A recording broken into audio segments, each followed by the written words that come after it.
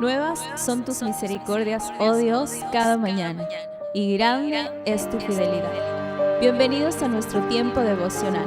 Somos la Comunidad Cristiana Internacional City. Muy buenos días, querida familia. Bienvenidos a nuestro tiempo devocional. Soy el pastor Cristian Pesantes y somos la Comunidad Cristiana Internacional. Qué gusto poder compartir con ustedes este tiempo maravilloso de enseñanza de la palabra de Dios. Quisiera también invitarles a que puedan compartir este audio devocional y que también se suscriban a nuestro canal, para que de esta forma les esté llegando nuestros videos, nuestras prédicas. Nuestro canal es City Costa, Pastor Nelson Ramírez. Vamos a seguir entonces estudiando esta serie con respecto a la superioridad de Jesús. El día de ayer estuvimos estudiando la superioridad de Jesús con respecto a Moisés.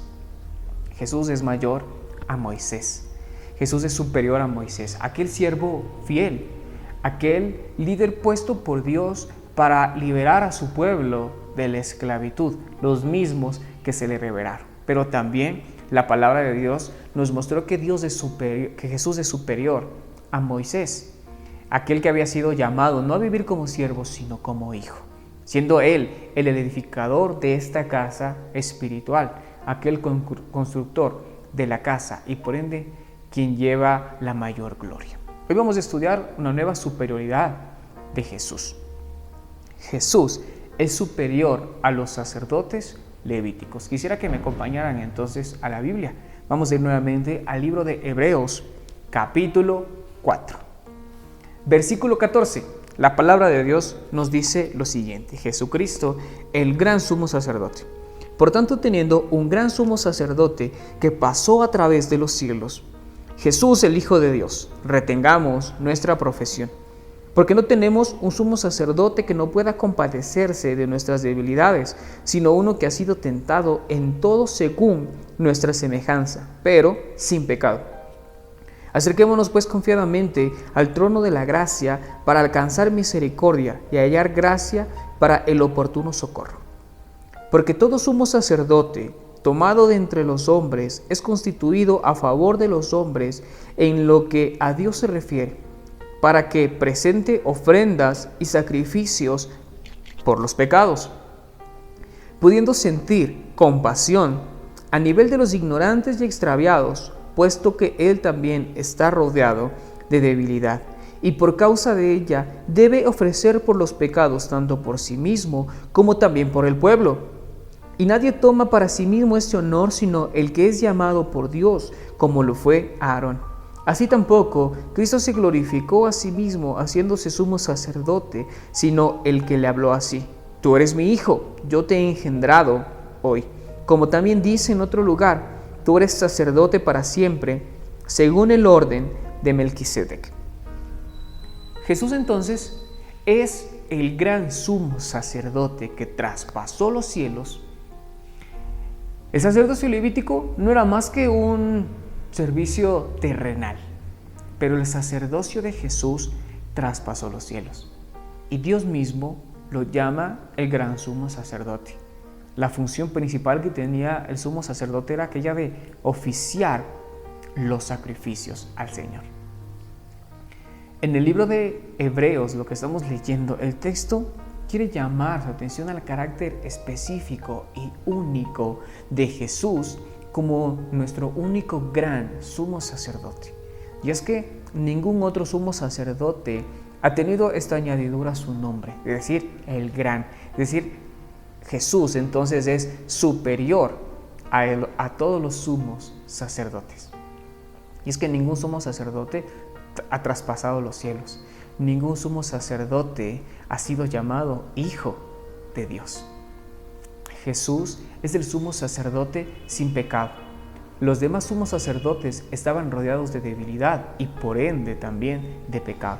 Pero nuestro sumo sacerdote, gran sumo sacerdote que puede dolerse de nosotros, él sabe todo lo que usted y yo estamos pasando.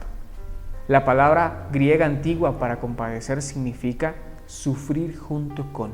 Y eso es lo que Jesús precisamente ha hecho con cada uno de nosotros. Y esto es lo que hace la diferencia.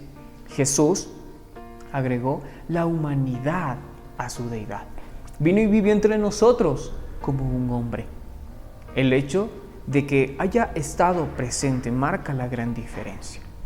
Jesús sabe lo que es ser tentado y luchó también contra el pecado, con la gran diferencia que nunca se manchó con este.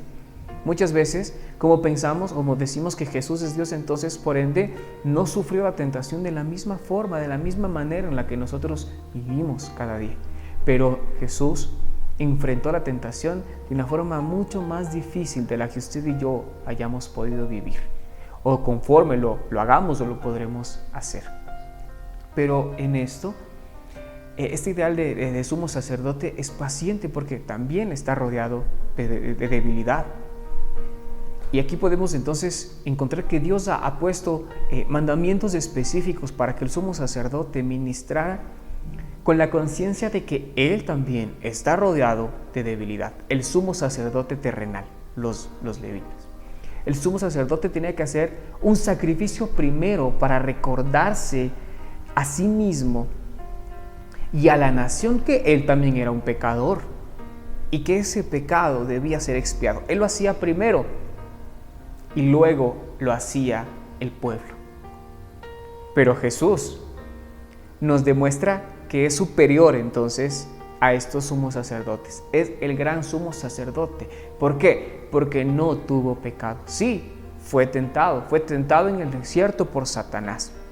Mas sin embargo, es un hombre en el cual no se halla pecado. Esto lo diferencia con los sumos sacerdotes. El sacerdocio de Jesús no es desde la condición de siervo, como ya lo hemos estado estudiando, sino en aquella condición de hijo por aquel que lo llamó.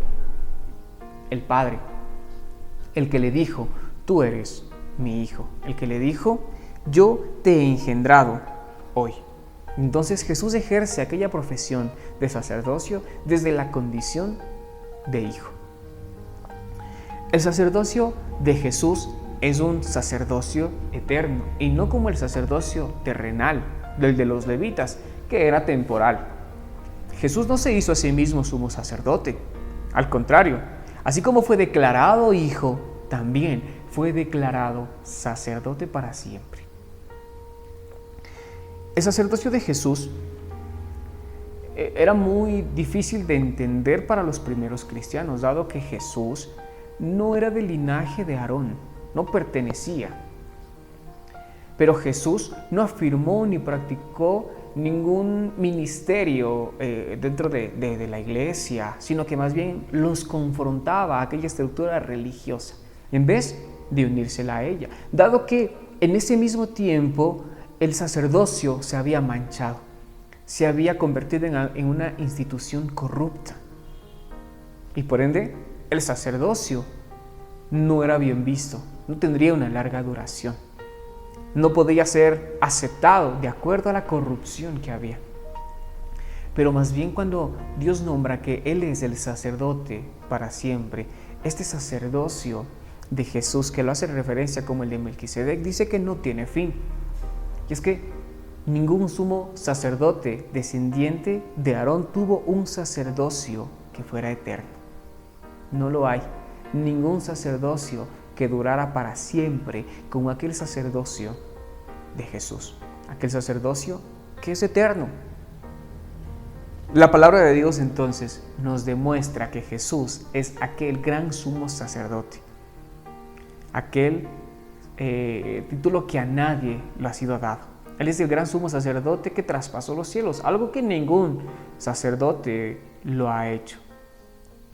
Y este sacerdocio está basado en la condición de hijo, no de esclavo, no de siervo. Y su sacerdocio no es terrenal, es decir, que no termina, que no tiene una fecha de culminación, sino que más bien es un sacerdocio eterno. El día de mañana estaremos estudiando una nueva superioridad de Jesús. Que el Señor continúe bendiciendo sus vidas. Te invitamos a seguir descubriendo el mensaje restaurador que Dios tiene preparado para tu vida. En cualquiera de nuestras reuniones, para mujeres, parejas, jóvenes, niños, emprendedores y también en nuestras reuniones familiares. Somos familia, somos iglesia, somos City.